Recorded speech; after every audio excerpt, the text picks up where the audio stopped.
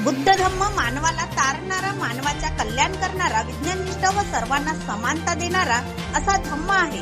हा धम्म त्यात स्वीकारला आपण तर मानवाचा तर कल्याण होईलच, असे मत पैजणगाव विकास बहुउद्देशीय संस्थेचे अध्यक्ष सोमदत्त करंजेकर यांनी मत व्यक्त केले.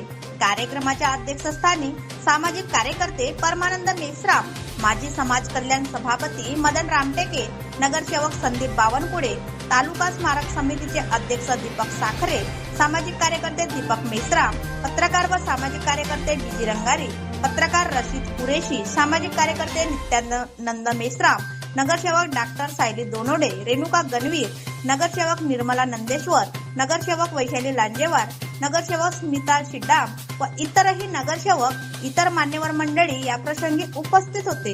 परमानंद मेश्राम व इतर मान्यवरांची भाषणे झालीत.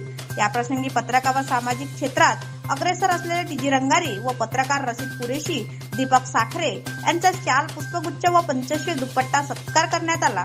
तसेच नगरसेवकांचा सत्कार करण्यात आला. विकास राजा यांच्या रात्री संगीतमय प्रबोधन कार्यक्रम घेण्यात आला. कार्यक्रमाचे प्रास्ताविक अमोल टेंभुर्णे यांनी केले तर संचालन कविता मडामे यांनी केले.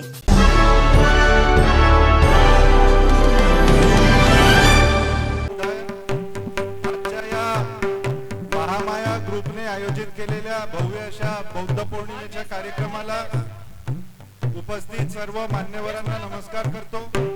प्रज्ञाशील करुणेचा मार्ग जगाला देणारे तथागत भगवान गौतम बुद्ध, तसेच तो मार्ग स्वीकारून लाखो करोडोंचा उद्धार करणारे बोधिसत्व पूजनीय बाबासाहेब आंबेडकर यांच्या पावन स्मृतीला वंदन करतो.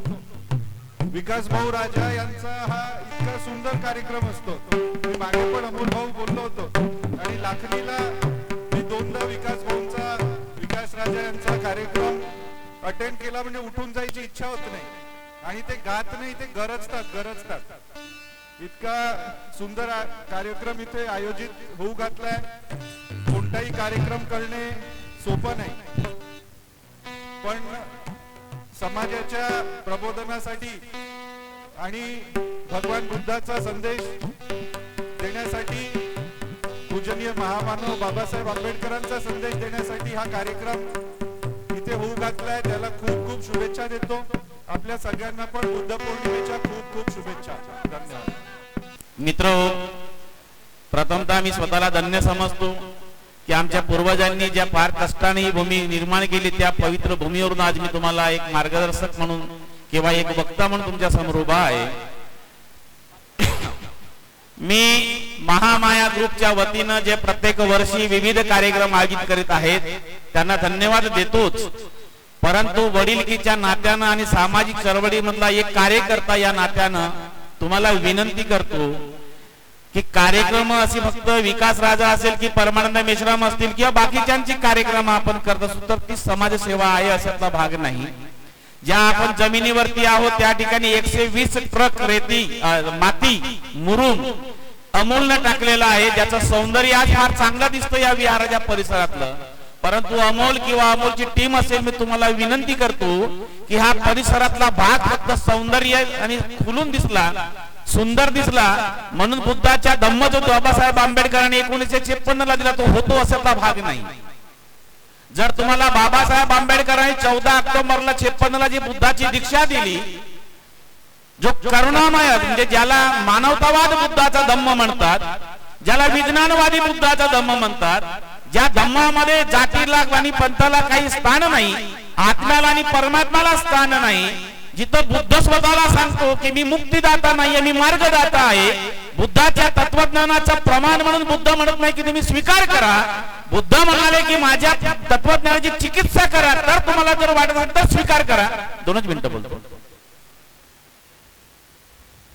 असा बुद्धाचा धम्म ज्याने, ज्या बुद्धाच्या म्हणजे प्रत्येक वेळी मदनराव तुम्ही म्हणाले की तथागत बुद्धाला आपण विनंती करू, बिघडलास तू आता काँग्रेसच्या व्यासपीठावर जाऊ.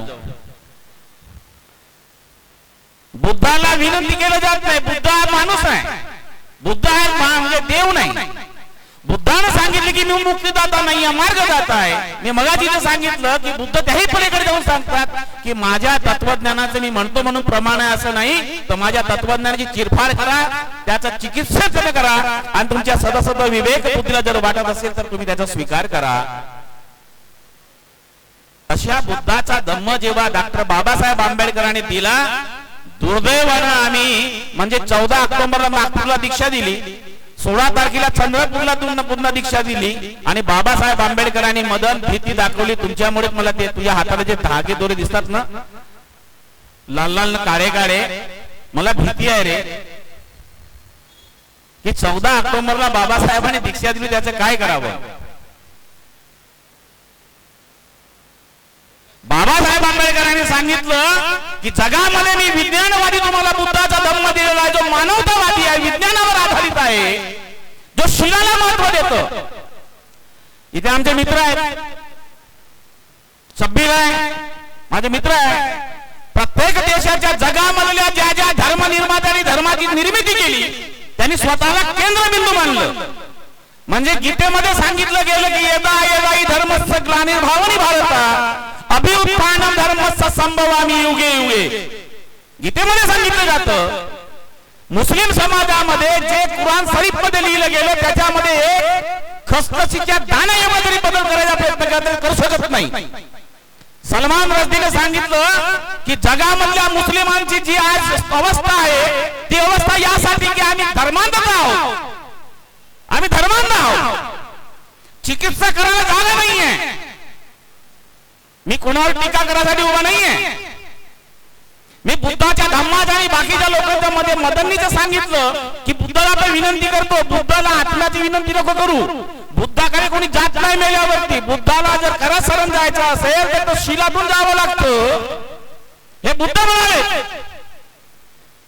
सलमान रश्दी नावाचा एक ग्रस्तानी विज्ञानवादी माणूस आहे, सुधारणवादी लेखक आहे, त्यांनी सांगितलं की ना खुदा हमें डुबोते तो कोई बात नहीं, हम तो डुबे खुदाओं में भरोसा करके. येशू ख्रिस्त म्हणाले की तुम्ही माझ्याकडे या, माझी आराधना करा, मी तुम्हाला हे देतो ते देतो. बुद्ध म्हणाले नाही, बुद्ध म्हणाले तदीप भव, तू स्वयं प्रकाशित हो, तुझा स्वतःचा उद्धार तू स्वतः करू शकशील, जगातला कोणी नाही, मी नाही, गौतम बुद्ध पण नाही. असा बाबासाहेब आंबेडकरांनी दिलेला बुद्धाचा धम्म बाबासाहेबांना जी भेटी होती, जे 16 तारखेला चंद्रपूरला बाबासाहेब म्हणाले की जगामधला मी विज्ञानवादी बुद्धाचा धम्म तुम्हाला देतो आहे. आणि म्हणून जगाच्या तमाम लोकांची नजरा जे बुद्ध देश आहे त्यांची नजर तुमच्याकडे लागलेला असते, तर तुमच्या विवेकावर आणि तुमच्या आचरणावर बुद्धाचा धम्म हा टिकून राहणार आहे. जर तुम्ही व्यवस्थित बुद्धाच्या धम्माची संकल्पना आचरणात आणली तर बुद्धाचा धम्म तुम्हाला दिल्याचं खरं हे होईल. नाही तर बुद्धाचा धम्म ह्या देशाच्या महाराणी नासवला असं होईल. 56च्या नंतर 2026 मध्ये जेव्हा बघतो अनेक महाराजांच्या हाताला दांडे दोर दिसतात, अनेकांच्या पाया बायकांना आणि माणसांना, मुलींना आणि मुलांना त्याच्या पायाच्या बाजूला काळे धागे घेऊन बसतात. आणि तुमच्या घरामध्ये देवारे अजूनही जिवंत आहेत. अजूनही बाबासाहेब आंबेडकरांनी बुद्धाच्या बाजूला काकरखाडचा वित्तू झक्कार उभा राहिला जर असेल तर तुम्हाला बंधनाचा अनुयायी म्हणून घ्यायची तुमची नैतिक लायकी नाहीये, हे या दिवशी तुम्हाला स्पष्ट करावं लागेल. आणि ज्याच्या मनात समाजाबद्दल काहीतरी आहे तो हे काम करत राहतो. ह्या ग्रुपचे पूर्ण पोरं माझ्याकडे येत राहतात. मी त्यांना हेच सांगतो की आपल्या हातानं समाजोपयोगी काहीतरी घडव, हेच तुम्ही भगवंत तथागताला आपण विनंती करावी असं मी सर्वांना सांगत राहतो. बांधवांनो, चांगलं काम करत असताना जिथे एकापेक्षा अनेक लोक येतात त्या ठिकाणी काही चुका पण होतात. ह्या पोरांच्या काही चुका झाल्या तर आपण आपल्या पत्री पाडून घ्या. या प्रसंगी हे सांगतो मी पुन्हा सांगेन तुम्हाला की ह्या ग्रुपला, महामाया ग्रुपला, महामाया ग्रुपच्या काम फार सुंदर आहे. आणि महामाया ग्रुप जो कार्यक्रम आयोजन करतो तिथे कोणत्याही प्रकारचे गालबोट लागत नाही. म्हणजे जे ह्या मंडळामध्ये जे आहेत कार्यकर्ते ते एकमेकांना सांभाळून घेतात आणि समाजामध्ये असा एक पायंडा पडला पाहिजे. आपण सर्वजण एकीने आणि नेकीने काम करू, हा जे सर्व धर्म समभावाचा संदेश गेला पाहिजे आणि त्याच्यातून इतरही समाजाचे लोक काही शिकले पाहिजे या प्रसंगी असं मला वाटते. बांधवांनो, चांगली गोष्ट आहे, चांगला कार्यक्रम आहे. या ठिकाणी विकास राजाचा कार्यक्रम आहे. काही दिवसाच्या अगोदर 14 एप्रिलच्या दरम्यान त्यांचा कार्यक्रम गोनपुरी या ठिकाणी झालेला होता. पण त्या कार्यक्रम ज्यांनी पाहिलं त्यांचं दुसऱ्या दिवशी प्रतिक्रिया अशी होती की विकास राजा जे गाणे म्हणतो ते जुनेच गाणे म्हणतो.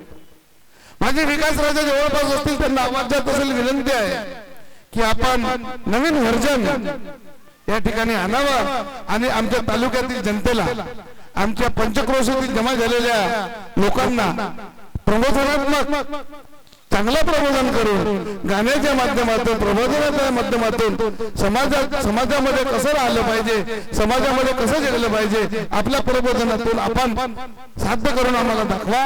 याच प्रसंगी हे तुम्हाला मी विनंती करू शकतो आणि मला इथं बोलवून 2 शब्द बोलण्याची संधी उपलब्ध करून दिल्याबद्दल संपूर्ण महामाया ग्रुपच्या स्मारक समितीच्या सर्व पदाधिकाऱ्यांचं मनोमन स्वागत करतो, अभिनंदन करतो आणि इथे थांबतो.